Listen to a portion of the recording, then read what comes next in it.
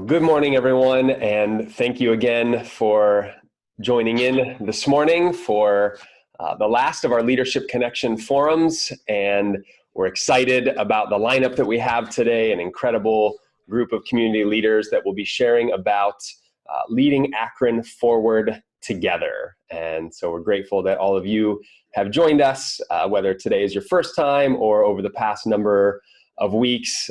Fun to see some of you who have been here each and every week, and just so encouraging to be reminded of what a great group of leaders we have in our community. And just a reminder that these weekly forums are intended to connect community leaders, to support one another during these unprecedented circumstances, and to share ways to leverage our strengths as leaders and as organizations to creatively serve our community. Effective leadership and working together for the greater good has never been more critical, as we're all aware. And so we felt that it was important to just bring folks together during this critical time in our community.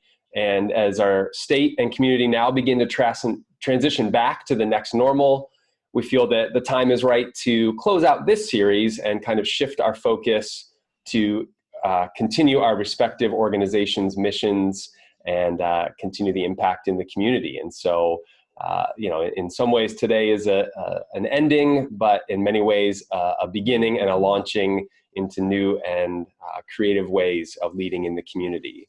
Just a couple other things. We won't be taking questions via chat for this session because our time is pretty tight, and so we want to leave as much time for all of our guest presenters to share their thoughts and reflections on today's topic.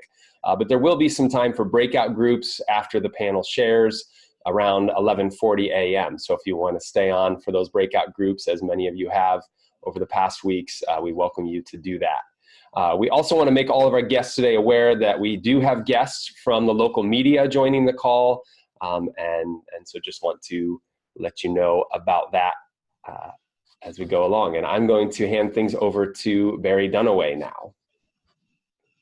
Great, thanks, Jeremy, and good morning again to all of you. Really glad that all of you can join us today for our conversation with a number of leaders across the community. We really do have a special slate, and we have a number of representatives from various sectors across the Akron community.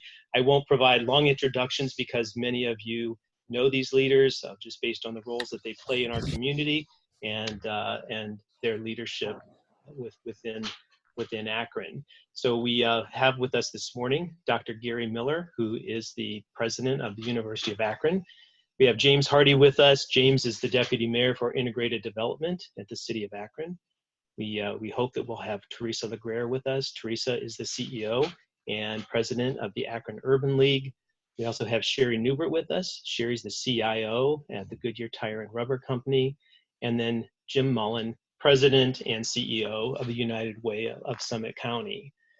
We've asked all of these leaders, well, first of all, let me say thank you to all of you for joining us today. We really appreciate you being willing to be our guests. And we've asked all of you to share some thoughts about reimagining the future. We're all in this place of what does the future hold? So we've asked each of our guests to think, to give some thought to a few questions such as, what are one or two leadership traits or attributes that you will really be leaning on and drawing upon as you think about the future? What are two or three actions that your organization is taking or considering taking as you think about the future? And then we'd love each of you to share what are your hopes for Akron as we think about our future together. What are your hopes for our community as we reimagine the future of the Akron community? So with that, Dr. Miller, I'm going to hand it over to you and let you begin the conversation. So thanks again for being with us. That's my great pleasure, and it's a great pleasure to see all of you. And I haven't yet been in Akron a year, but I recognize most of you, so that's good. I was telling the group the other day, I have facial recognition on my cell phone, but after this COVID quarantine, my phone only recognizes me about half the time now, so I'm not sure you folks will recognize me. We really are involved in a fairly dynamic and probably best described as extraordinary redesign of the University of Akron. This is something that we had planned to take 3 or 4 years to do, but we have to do it now.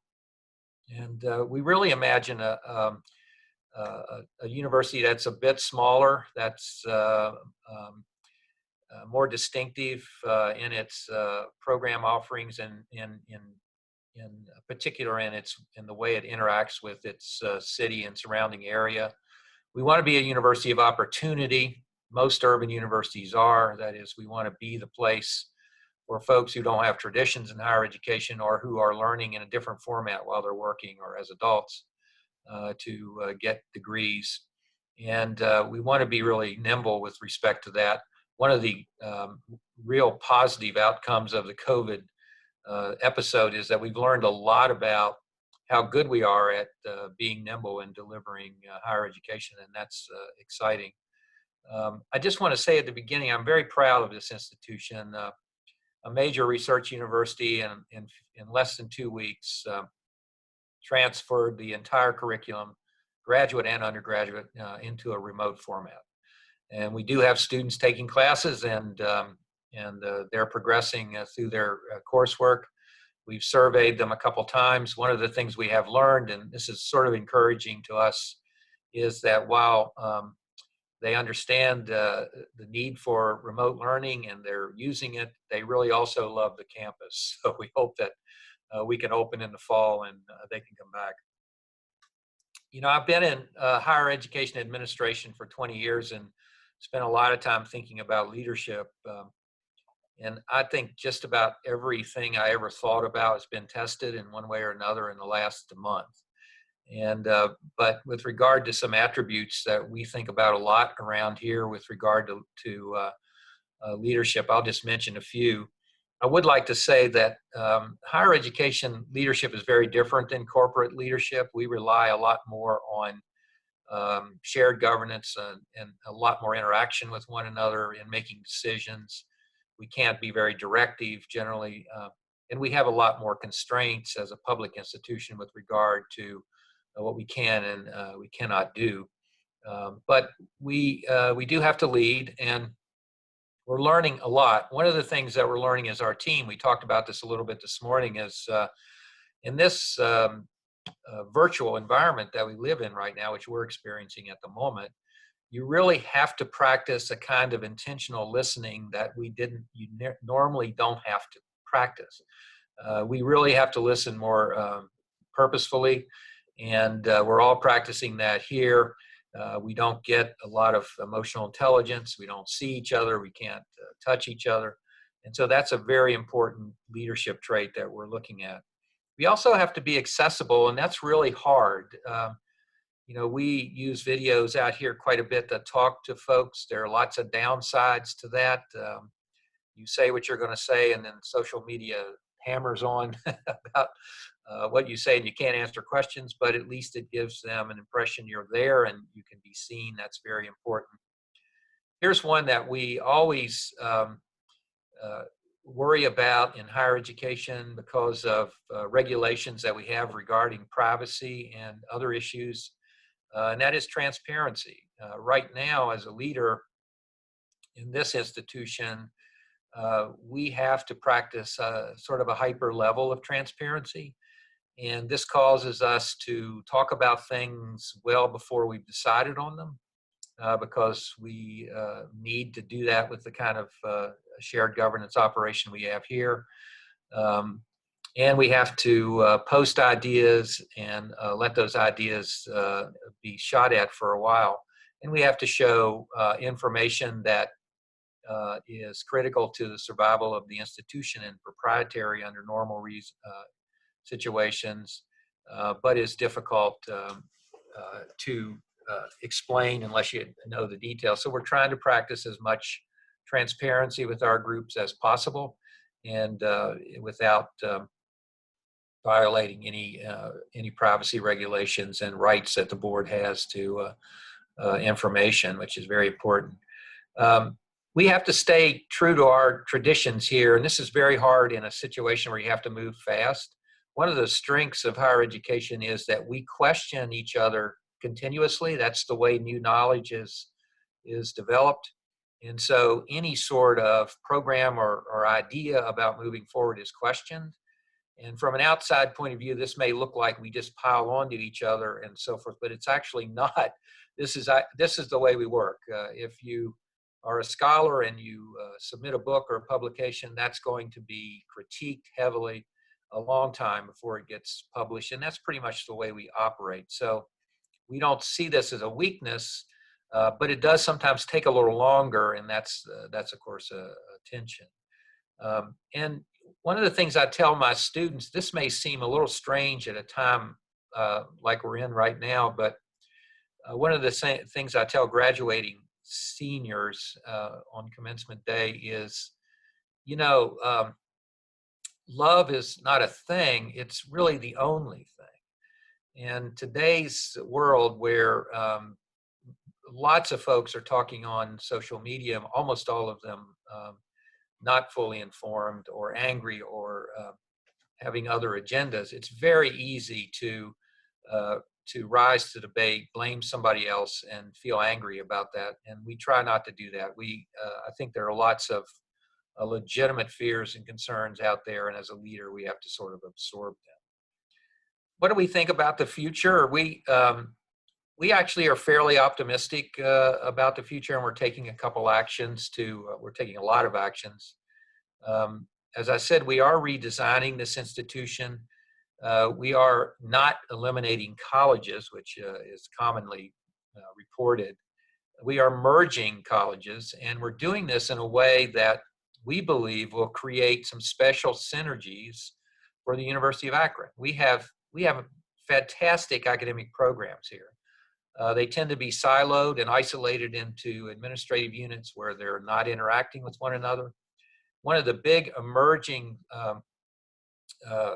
features at University of Akron and across the country is interdisciplinarity.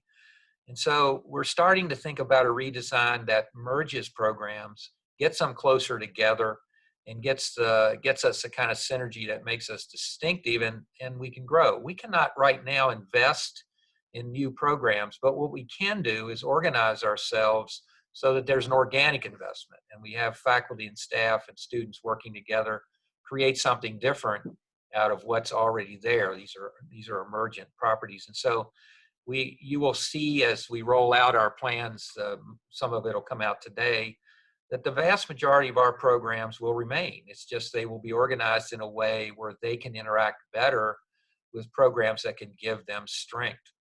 A good example of this is teacher training. Right now, teachers are trained in a unit that's away from the faculty that create the content for them to teach.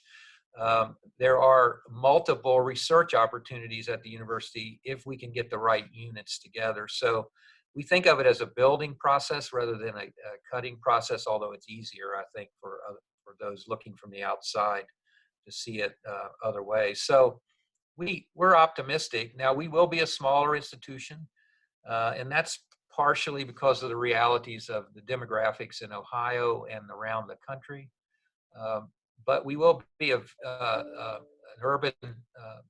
major urban research university. We are doubling down on our strengths, certainly in engineering and healthcare and education and certain areas of social sciences. We will always have the arts and music and theater. And one of the reasons that we have those, which will segue into my last point, is we're here because of the city of Akron. I mean, this university grew up in this city. It was one of the few municipal cities in the universities in the country.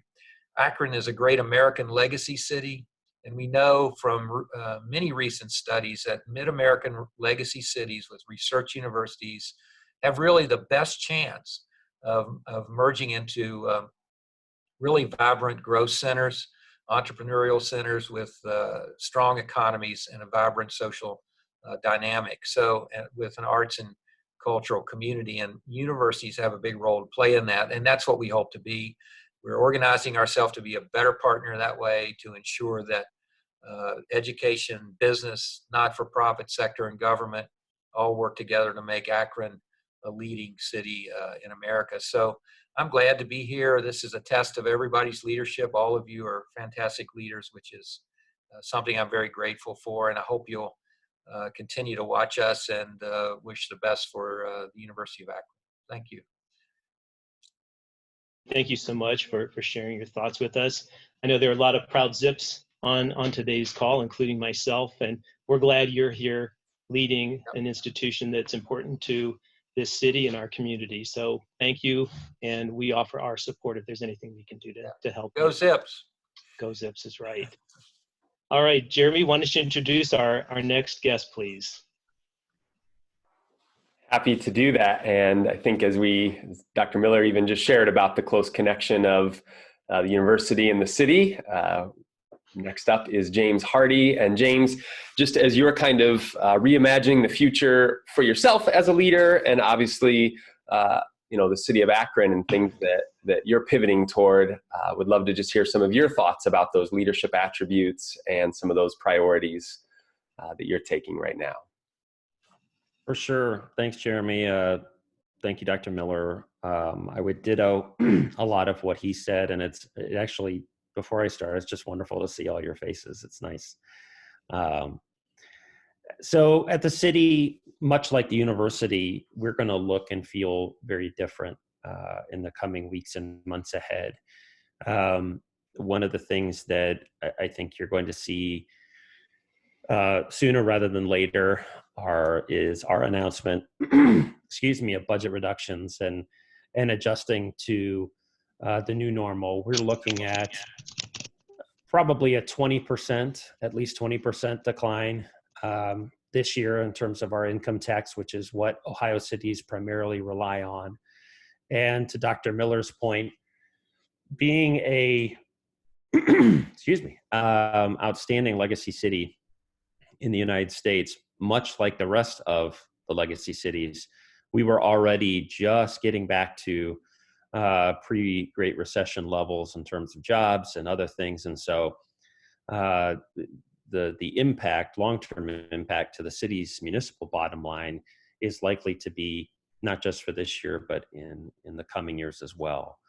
So how are we reacting to that? What leadership traits are we pulling on? So I can tell you, for me personally, I'm a Kouzes and Posner's guy. So I like the 5 leadership practices, and the 2 that really spoke to me in preparing for this call the most was first is challenging the process.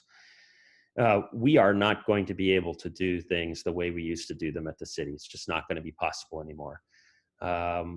And so how do we, much like the university and Dr. Miller just described, how do we look on the positive side of that? What synergies could be created, the merging of departments, the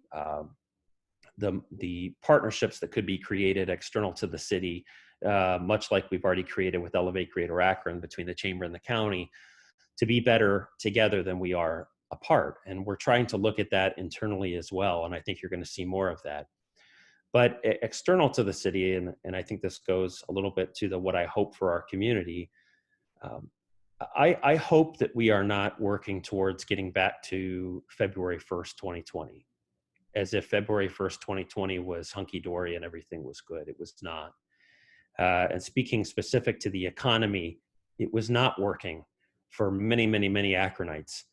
And so this is an opportunity, as much as it's going to be a very deeply challenging time, for us to really look at our economy, look at jobs, look at our workforce, our educational systems, and how we can adjust to be better than we were on February 1, 2020. And so challenging our processes is something that I've been thinking a lot about. The second is really encouraging the heart.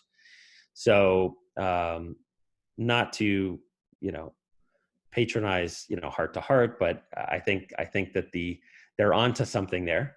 And one of the things that we're seeing, obviously, within our team, and we're seeing citywide, is as people recognize that the new normal is going to be difficult, challenging, et cetera, it's very easy for my staff, for the team at the city, for our constituents that we serve to become very downhearted. The outlook can appear very bleak. But again, how can we lead on these questions in a way that is positive, that is transparent, to Dr. Miller's point, frank and honest, but also with an eye towards the future, that we will get through it, that we will come out potentially even better or well suited to the 21st century than we were before, and try to create a shared vision that folks can feel uplifted by, I think is a real challenge right now. And so, as we've tried to put those into practice at the city, one example I would lean on is our parks. We were already working on reimagining our city parks, both downtown and across the neighborhoods, but we could have never imagined that they would become the cathedrals that they are now. And so how do we use that opportunity, now that everyone has fallen back in love with the outdoors, to get us wrapped around equity in our public space? That's one area or example rather that we could be looking at. And then again, from an economic perspective, I think what we're seeing on the ground is that while despite best efforts on the part of many at the federal level in particular, a lot of the relief programs that were rolled out obviously were oversubscribed and did not reach all sectors of our economy. And so how do we recognize that and support those that could not access that relief in an equitable way, I think is another example of how we can, of how we're trying to deploy some of these leadership traits. And then lastly, what I hope for our community, again, is that we create an economy coming out of this that is more intentional around equity. We've been talking a lot about it as a community over the last 2 years. Many folks on this call, in fact, probably all of you, have been involved in those conversations to some extent. But the reliance on social services that I'm sure Jen will talk about later are going to only increase. The difficulties on our employers is only going to increase, as I'm sure Sherry will talk about. And so this is not the time for us to go backwards, in my opinion, to a philosophy that any investment is good investment, any job is a good job. We really need to re-examine, as we were before COVID, what kind of economy we want, what kind of educational system we want, and how we're going to be intentionally equitable about that. And so I'll turn it back over to you, Jeremy. Thank you so much, James, for that perspective. And I think just to hear from you, the opportunities that there are to, as you shared, challenge the process, to look ahead and focus on the opportunities to create an even more equitable city and community. So thank you for sharing, and I'll turn things back over to Barry. Great. Well, our next guest is Teresa LeGrair. Teresa is the president and CEO of the Akron Urban League, fairly new in that role, but has been a leader in our community for many, many years. So Teresa, we'd love to hear from you as to how you're thinking about the future of the Akron Urban League and your role as its leader.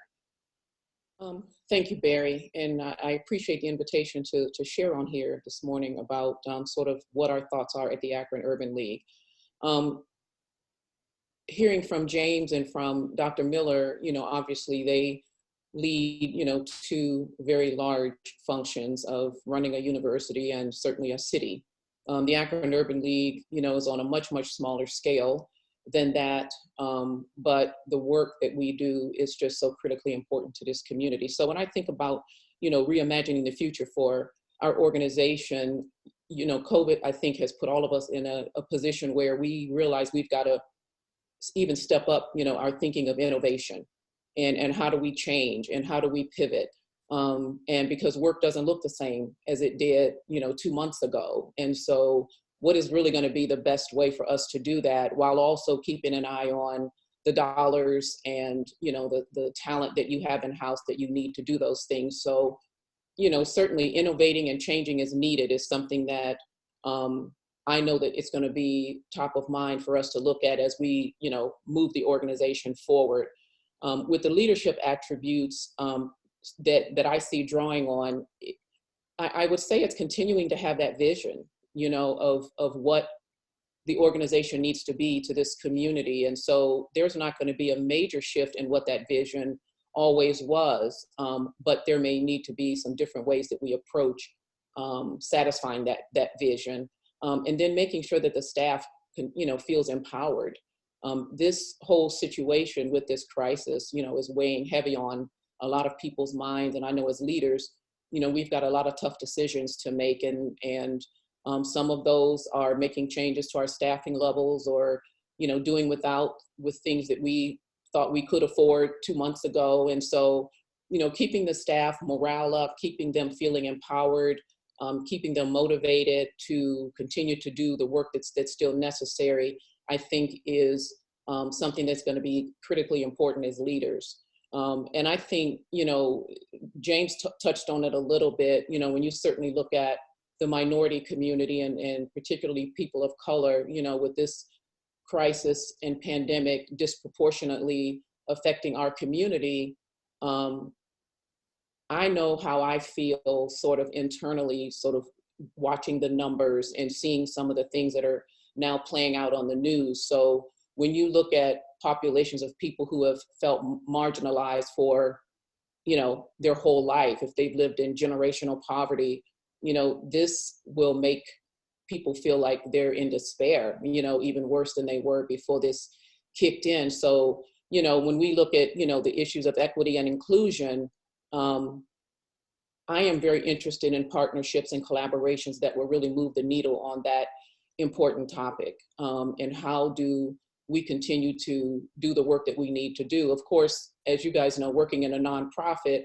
oftentimes we are, because we're sort of not a corporate and we don't have a lot of fee-based programs that bring in lots of revenue, we are sort of on the back end waiting to see how the changes that affect other organizations that are for-profit, what is that going to mean to our bottom line? Because we operate off of support. And so, there's this big unknown of waiting to see, when I hear state dollars are cut and city dollars are cut and corporate dollars are cut and the stock market is killing foundation dollars, it's something that makes us a little bit nervous.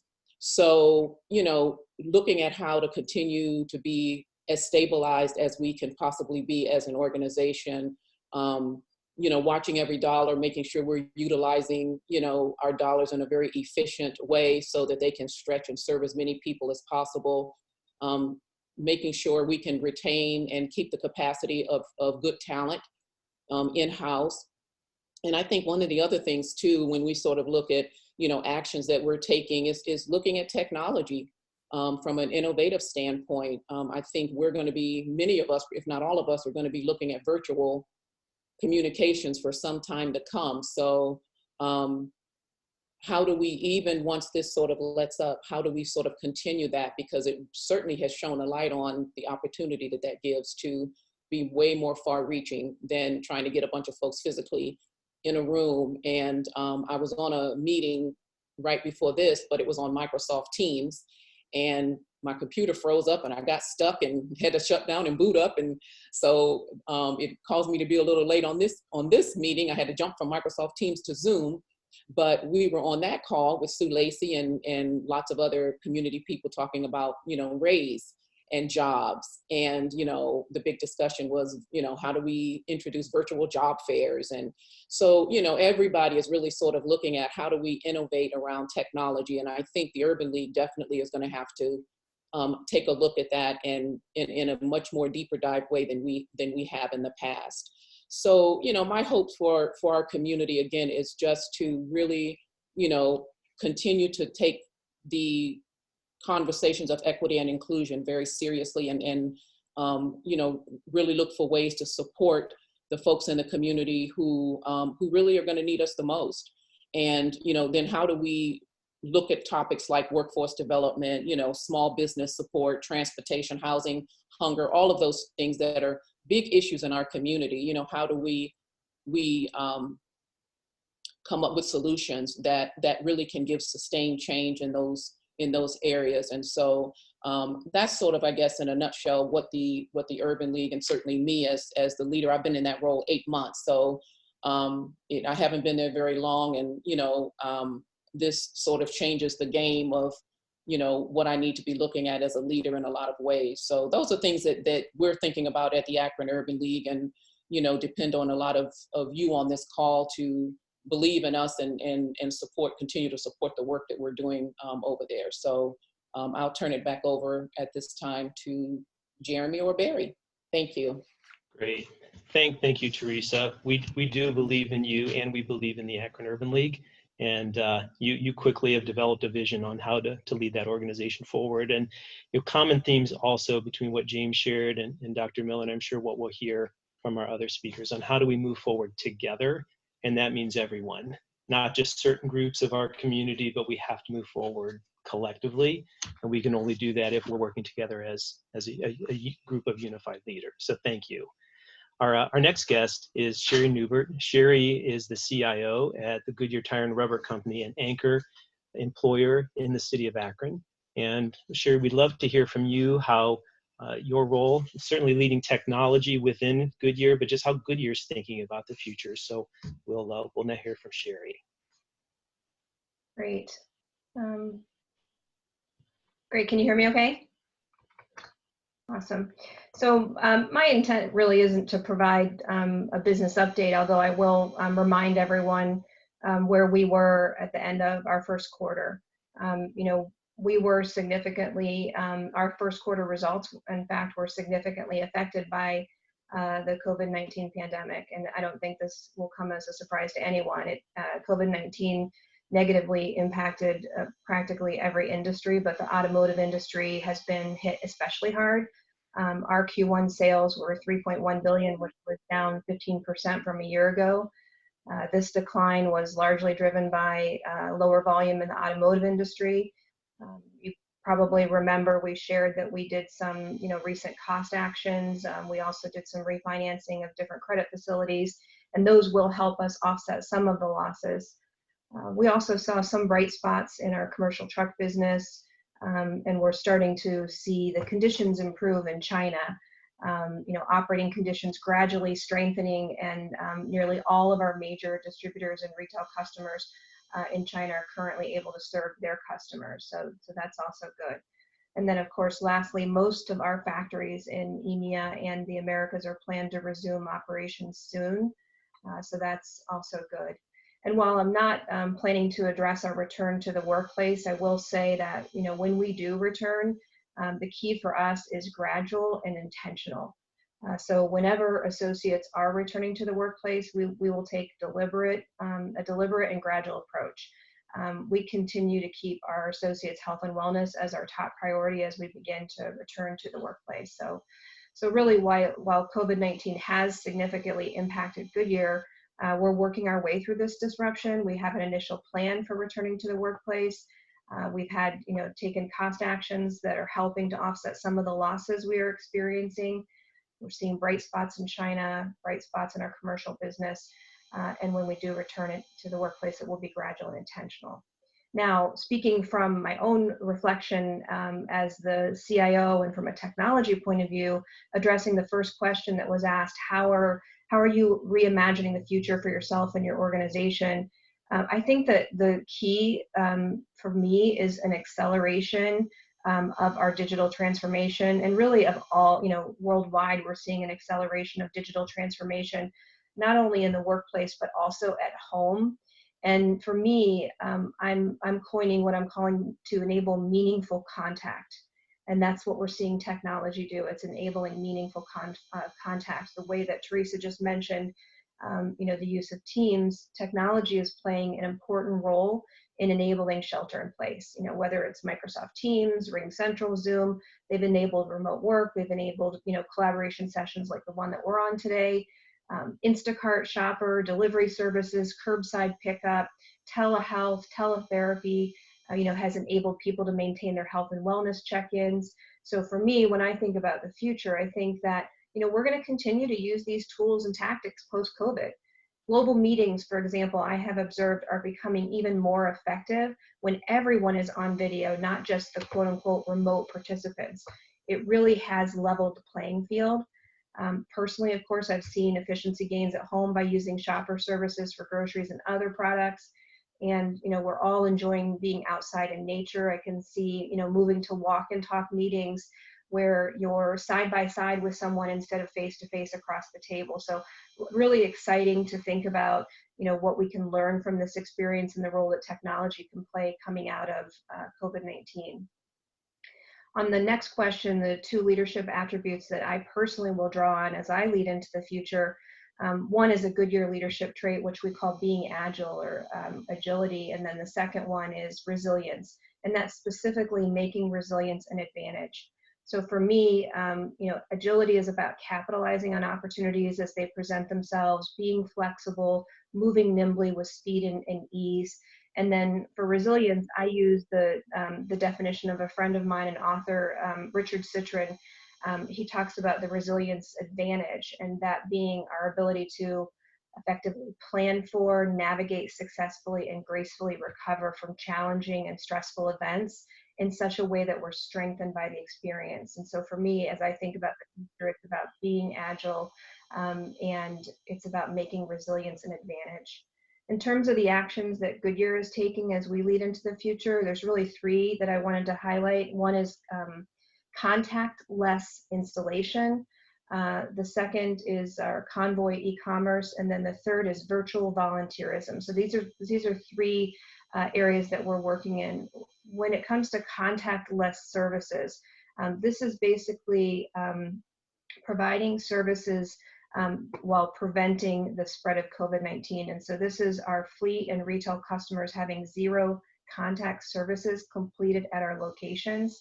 That also means, that they're contact-free key exchange, that there's protective gloves, protective measures, floor mat, steering wheel covers, seat covers, etc. That we are cleaning all points of the vehicle, and that we have payment by phone. For customers who don't want to leave their home, we're also offering a mobile van installation service. So this is a 0 contact service for retail customers. Basically, booking online, a Goodyear mobile van will come to someone's home, workplace, or anywhere they are to install the vehicles.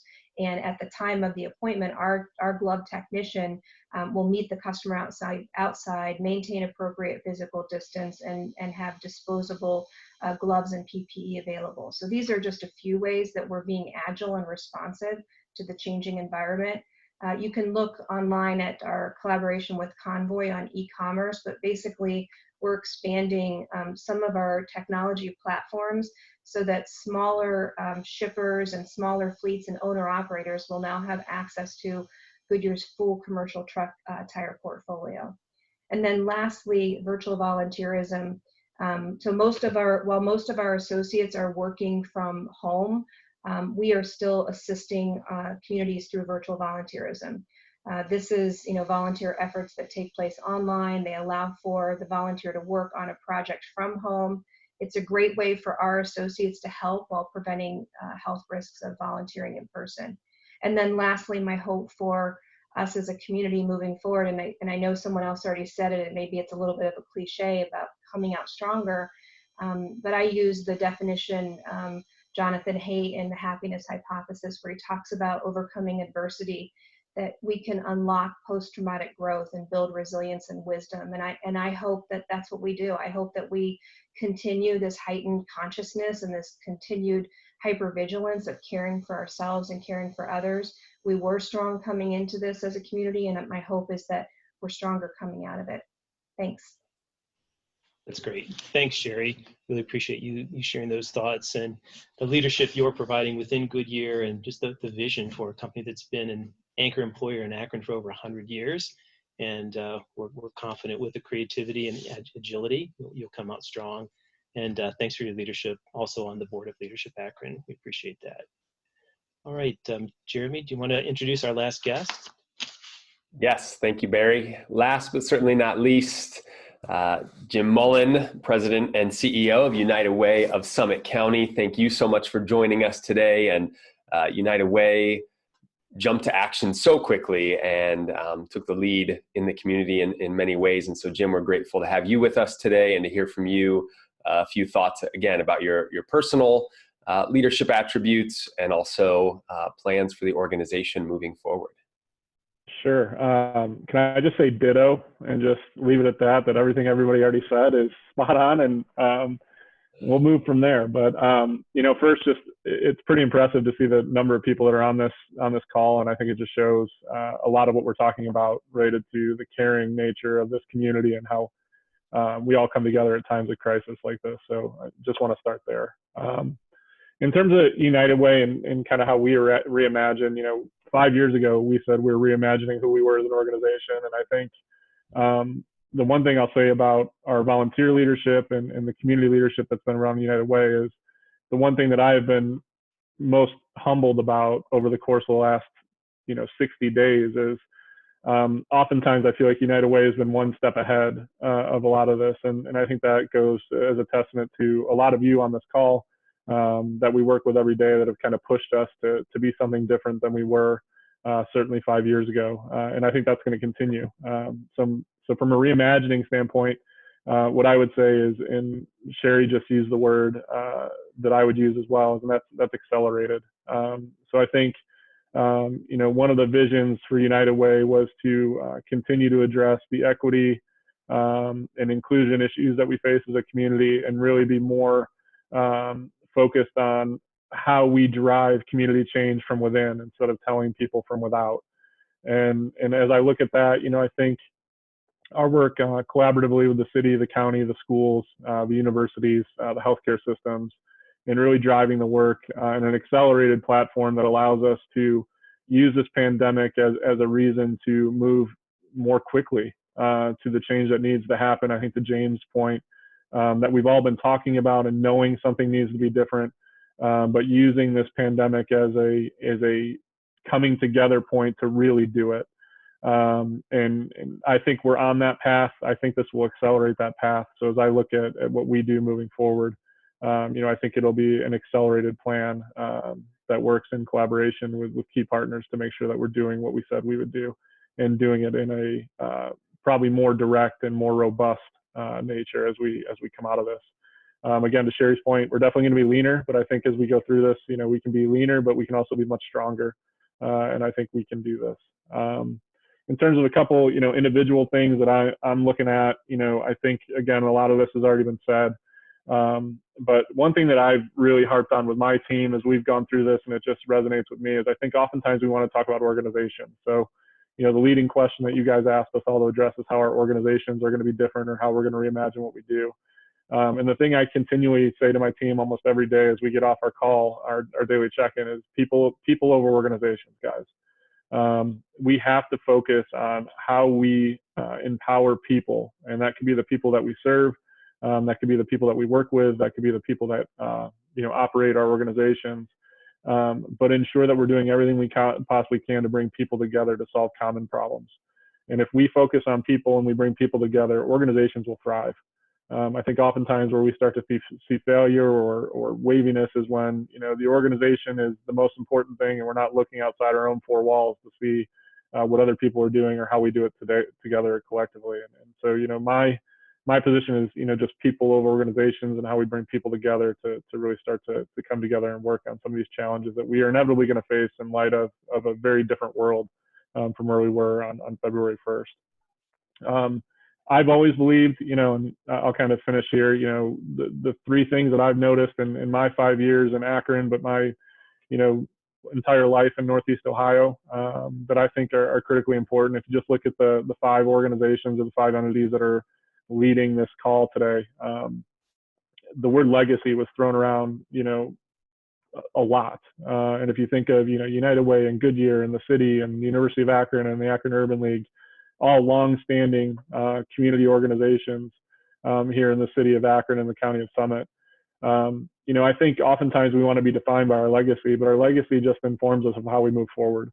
And I think of, that as we look at who we are and the grit and resilience of this community and how we've continually kind of brushed ourselves off and got back up and really came out better in the long run. I think this is just another opportunity to do that. So as I think of this community, I really think of it as how do we come together? How to James's point, how do we start to do this differently? We've talked a lot about doing things differently, but when are we actually going to do it? And I hope this issue in front of us forces us to really look at things differently. I've used Dr. Miller, I can't tell you how many times in the last 60 days. He spoke to our Tocqueville Society now about 3 or 4 months ago, and he kind of shaped his plan for the university. And I've used him as an example of someone that now probably has the ability to accelerate that plan to move his vision and the university's vision forward on an accelerated nature because of this pandemic, and how ultimately I believe that'll make us all better as a community. So that's my 2 cents of how I think we move forward. I think we need to be cognizant of who we are as a community and our legacy. But this is about the future, and this future should be inclusive of everybody. It should be better for everybody. And I think we have a unique opportunity to do that. In light of this incredible crisis and pandemic, we have quite the opportunity to do something different and make something very meaningful, not only for all of us, but for the people that come behind us that expect that of people that are leading. So thank you, guys. Thank you, Jim. And kind of just discerning that common thread from all of our presenters today, that this is all about people, and people are at the center, and empowering them in the most equitable and inclusive ways. And so thank you for your leadership and United Way's leadership on those fronts, along with our other presenters today. I'm going to turn things back over to Barry for some closing thoughts. And Okay, thanks, Jeremy. And again, thanks to all of our guests who were with us this morning. As Jeremy and I started working on these, we've asked 12 leaders in the community to join us. Every single person we approached said, how can I help? And I think that just speaks to how special Akron is, and how the leaders came together and said, absolutely. What can I do to help Akron move forward together? And I think that's what makes Akron special. And we heard that this morning from five other leaders. So thank you all. As I think about just the last few weeks, knew Jeremy and his team at Heart to Heart, and we worked a little bit together. But what a great opportunity we've had to collaborate through this. And I feel like our relationships have just strengthened, and really they're in a different place than they were a few weeks ago. So I'm just reminded of how really good things can come out of challenging times. So Jeremy, thanks to you and your team. Thank the Leadership Akron team for getting behind these and helping us bring these forward. Just thank 100+ people who joined us every week just to see familiar faces and encourage each other and offer hope to each other and how we can help. And as I think about Leadership Akron, effective, engaged community leaders, it's always important, but it's going to be even more important as we go forward. So as I think about Leadership Akron and the role we play about connecting community leaders, we have to continue to challenge ourselves on how can we be relevant? How can we rethink what we do to meet the needs of the community? And we're not going to be able just to pull out the same playbook that we have, whether it's a program day or how we deliver those, but we're going to have to be challenged to make sure that we're bringing relevancy and partnering with all of you on how we move forward with some of the visions that you've shared with us today. And we will do that. So that concludes our 7th session. I think we, again, just want to thank all of the leaders who've been part of this. Thanks for joining us for the conversations, and we will move forward together, and Akron will be a bright, shining star. So thanks. If you want to join us for some breakouts, we're happy. If anyone wants to share some thoughts, I know we went a little bit longer, but I think it was worth every second. So thanks again. Jeremy, anything else? Thanks, Jeremy. You're welcome. yeah, Barry, just real quick, ditto, thank you to you and your team, and just the opportunity to collaborate even better together, and new opportunities, new relationships, new connections that are emerging from this. And we're just honored to be a part of it. And similarly, as many have shared, Heart to Heart is as committed as ever to serving the servant leaders in our community. As James shared about, I'll thank him for that plug later. But that idea of encouraging the heart and the importance of that in our leaders in the community right now. And so we're committed to that mission. We've pivoted many of our programs and services and offerings virtually already, and look forward to, as many of you have shared about, new opportunities that will emerge, and not just to say it as a cliche, but a confidence because of the strong foundation of trust and collaboration that already exists in this community, that we will come out stronger and better together. So yes, thank you again to everyone who's been joining us, who joined us today. We will now take some time. For those of you who need to drop off, feel free to do so. But for those who would like to hang around, we want to give you an opportunity in breakout groups to just share some of your thoughts about, how are you planning to move forward? What are some of those attributes perhaps that you've dug down deep into to help carry you through? And, are there any new habits perhaps that have been developed as you look to move forward? I know I've heard from a lot of leaders who have said, I don't want to miss this moment. I don't want to just try and do everything to get back to normal, but I want to know what the next normal is and how do I carry some of these positive lessons forward. So we'll give you till about noon if you're able to hang around to jump into breakout groups here. And if you have to go, again, thank you all. As Barry said, we know we'll be in touch with you. Thanks to the Leadership Akron team, the Heart to Heart team, and all of our guests over the past number of weeks.